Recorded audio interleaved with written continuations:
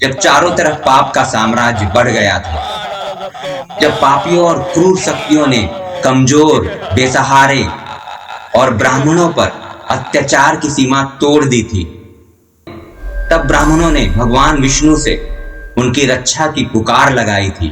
तब उनके उद्धार के लिए, उनकी रक्षा के लिए भगवान ने लिया था अवतार।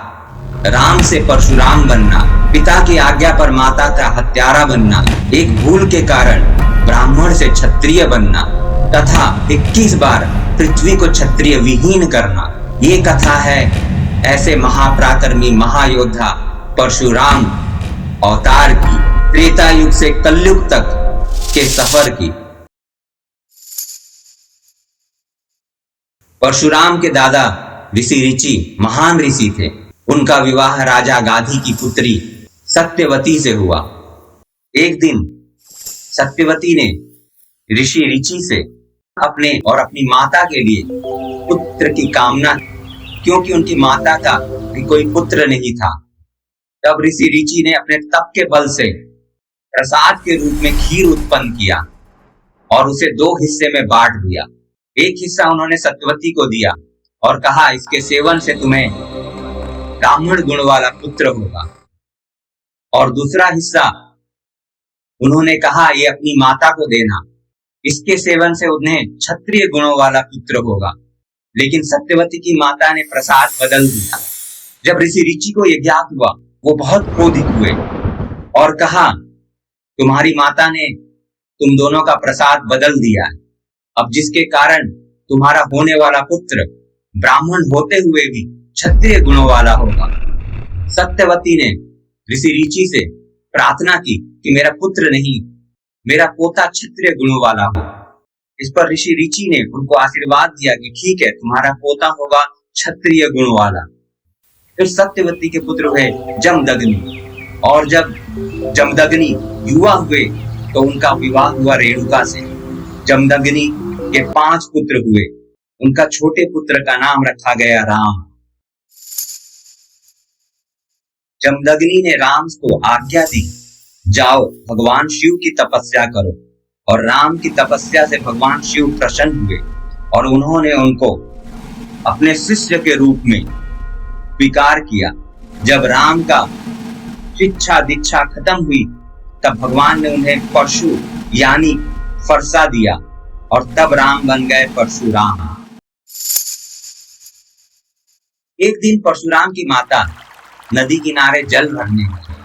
वहां एक गंधर्व को स्नान करते देख उनके मन में गलत भावना उत्पन्न हुई और उनका सतीत्व भंग हो गया। दूरदर्शी जमदग्नि को ज्ञात होने में देर नहीं लगी।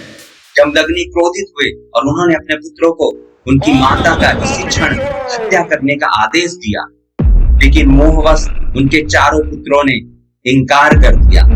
लेकिन परशुराम ने तुरंत अपनी माता का शीश काट दिया।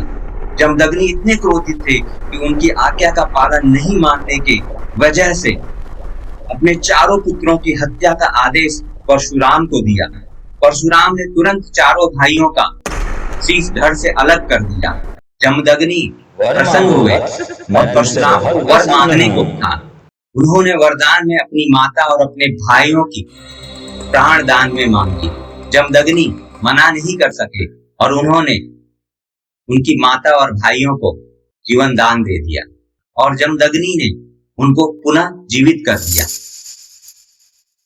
सहस्त्रबाहु एक दुराचारी, अत्याचारी, अहंकारी राजा था। वो उस काल के माहिष्मती साम्राज्य का राजा था, जिसकी शक्ति की कोई सीमा नहीं थी। वो हजारों भुजाओं वाला था। वो अहंकारी एक दिन राजा जमदग्नि के आश्रम गया। वहां उसने कामधेनु गाय देखी, जो क्षण भर में किसी भी इच्छा को पूरा कर सकती थी। उसने अपने बल के अहंकार पर ऋषि जमदग्नि से गाय छीन ली।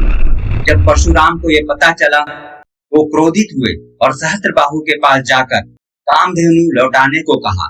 और सहस्त्रबाहु ने उन्हें कमजोर ब्राह्मण समझकर उनका अपमान किया। परशुराम ने क्षण भर में सहस्त्रबाहु की सारी सेनाओं का विनाश कर दिया और सहस्त्रबाहु की हजारों भुजाओं को एक एक करके काट दिया और अंत में उसका सर काटकर उस पापी को मार डाला। ये देख उसके 100 पुत्र वहां से भाग गए। एक दिन सहस्त्रबाहु के पुत्रों ने मौका देखकर बदला लेने के उद्देश्य से परशुराम के पिता की क्रूरता से हत्या कर दी। जब वो तपस्या में लीन थे, परशुराम ने जब अपने पिता की मृतदेह देखी तो उन्होंने पृथ्वी से पापी दुराचारी क्षत्रियों का अंत करने का प्रण लिया। उन्होंने सहस्त्रबाहु के 100 पुत्रों और पापी दुराचारी सभी क्षत्रियों का विनाश कर दिया। उन्होंने ऐसा एक बार नहीं 21 बार किया। ऐसा कहा जाता है कि उन्होंने रक्त की नदियां बहा दी। भगवान शिव ने ही परशुराम को चिरंजीवी का आशीर्वाद दिया था। परशुराम अपने जन्म का उद्देश्य पूर्ण कर ओडिशा के गजपति जिला में स्थित महेंद्रगढ़ी पर्वत पर अपनी तपस्या करने चले गए, लेकिन समय समय पर हर युग में उनका जिक्र आता रहा है। त्रेता युग में पहली बार एक विष्णु अवतार की दूसरे विष्णु अवतार से भेंट हुई थी, जब राम ने पिनाक धनुष तोड़ दिया था। द्वापर युग में परशुराम श्री कृष्ण से महर्षि संदीपनी के आश्रम में मिले थे और उन्होंने उनको सुदर्शन चक्र भेंट दिया था। अब परशुराम है कल्कि अवतार के इंतजार में। जब कल्कि अवतार होगा तब भगवान परशुराम भगवान कल्कि को शिक्षा दीक्षा देंगे और सारे दिव्य अस्त्रों का ज्ञान देंगे। फिर कली पुरुष के अंत करने में उनका सहयोग करेंगे। तो बोलो जय परशुराम। वीडियो कैसा लगा कमेंट करके जरूर बताएं।